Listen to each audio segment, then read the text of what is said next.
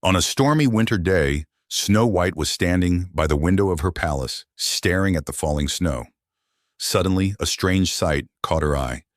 She opened the window to check what she saw and saw a small baby in the middle of the storm, wrapped in a pink blanket. She was shocked by the whiteness of the snow and wondered how a child could be left out in the freezing cold like that.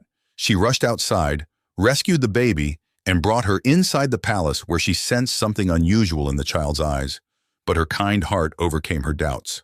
Snow White, in consultation with the prince, decided to adopt and care for the child, believing that she had saved an innocent life. As the days passed, Snow White noticed some strange things. The child was growing faster than normal and would sit in the corners of the palace, staring at Snow White with sharp, cold stares. The prince seemed absent-minded, like he was drowning in incomprehensible dreams.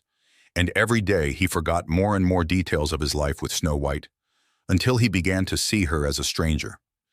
In his mind's eye, his wife's face was gradually replaced by the face of an evil queen he knew well, but couldn't remember how or why.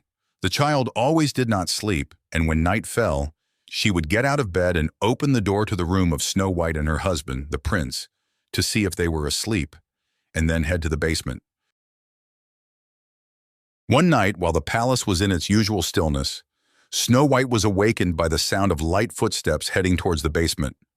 Out of curiosity and concern, she crept behind the sound and found the little girl descending the stairs, approaching the cellar, opening the door and entering. The child, or the evil queen in child form, transformed into her true form in the basement, surrounded by a magic circle and glowing devices that acted like a time machine. As she vowed to banish Snow White forever, Snow White tried to retreat, but made a sound that revealed her presence. The queen smiled and pressed a button, opening a time portal that pulled Snow White back to the 1970s. Snow White found herself in a noisy and strange place. She stood stunned in the middle of the city streets, where people were dressed in brightly colored costumes with bold colors and patterns that were foreign to her. Loud music blared from shops, uniquely designed cars roamed the streets, and everything seemed strange and uncommonly fashionable. As she tried to make sense of what was going on, an elegant woman with deep eyes and a warm smile, dressed in a classic dress, approached her with a long cane. Snow White knew immediately that this woman was no ordinary woman. She was Violet, a good witch who knew why she was in this time. She said to her, "Time seems to have gotten away from you, doesn't it? Don't worry, I know what happened to you." With great understanding, Violet explained to Snow White that the wicked queen had sent her to the 1970s to keep her away from the prince forever. "I will take you back to your time, but you need strength to face the queen," the witch added.